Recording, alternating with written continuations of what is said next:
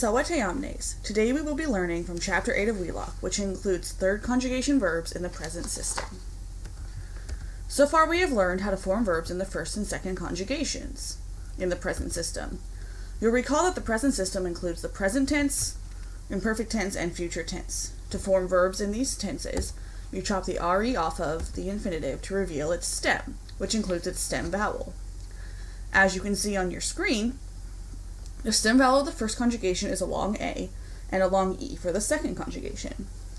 Today we are learning about the third conjugation. An example of a verb of this conjugation is ago agere. As you can see, the stem vowel for this conjugation is a short E. However, the third conjugation is somewhat less regular than the other conjugations.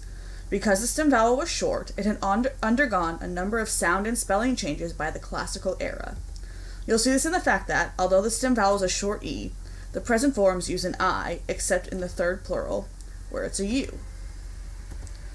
You can see this in the example of ago agere on your screen.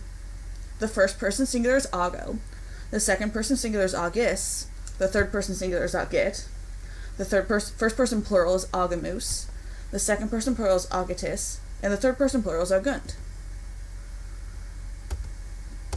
You'll also notice some differences in the future. The bo bis bit endings are only used for the first and second conjugations. From the third conjugation on, the endings in the future are in the first person singular, s in the second person singular, et in the third person singular, amus in the first person plural, atis in the second person plural, and ent in the third person plural. Therefore, the conjugation of ago agere in the future is agam in the first person singular, ages in the second person singular, aget in the third person singular, agamus in the first person plural, agetis in the second person plural, and agent in the third person plural. You'll be happy to note that there is nothing different in the conjugation of the imperfect in the third conjugation. It's just the stem plus infix plus endings, or stem plus endings if you choose to think of it that way. Therefore, ago agere in the imperfect is agebam in the first person singular, agebas in the second person singular, agebat in the third person singular, agebamus in the first person plural, agebatis in the second person plural, and agebant in the third person plural. Forming the imperative of the third conjugation is very easy, as it follows the same rules as with the first and second conjugation. Remember, a singular imperative is the stem of the verb, and the plural imperative is the stem plus te. The only way it differs is in vowels. The plural uses the I from the present conjugation. Therefore, the present imperative ago agere is age, and the plural is agite. However, there are several important third conjugation verbs that have an irregular singular. The singular imperative of dico dicere is dic. The singular imperative of duco ducere is duke. The singular imperative facio facere is fac. And the singular imperative fero fere is fair.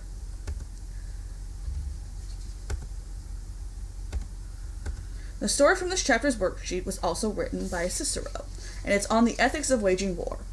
Because we already know about Cicero, I thought I would continue the history of Rome from where I left off last week. We ended with the overthrowing of the Roman monarchy in 509 BC. Once the monarchy was dissolved, a republic was instituted. Instead of a king, the Romans elected 2 men yearly to act as consuls. These consuls were advised by a senate, which started out as 100 men but quickly grew as the city grew.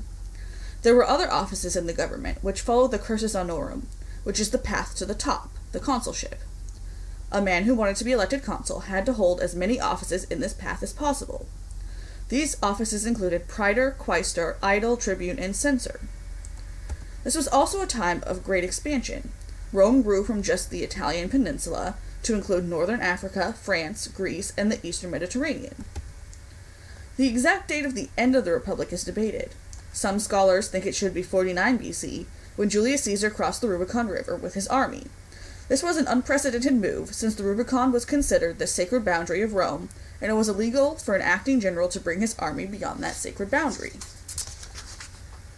Other scholars say that 44 BC, when Julius Caesar was appointed dictator for life, should be the date, since it marks the end of rule by the people. Other scholars say that 27 BC should mark the end of the Republic, since that's when Octavian, Julius Caesar's heir, was granted extraordinary power by the Senate and given the honorary title of Augustus. Either way, at the beginning of the Common Era, Rome had been transformed from a republic to an empire. Well, that's all for this chapter. Be sure to start working on your worksheet for this chapter. If you have any questions, don't hesitate to email me. Volete omnes.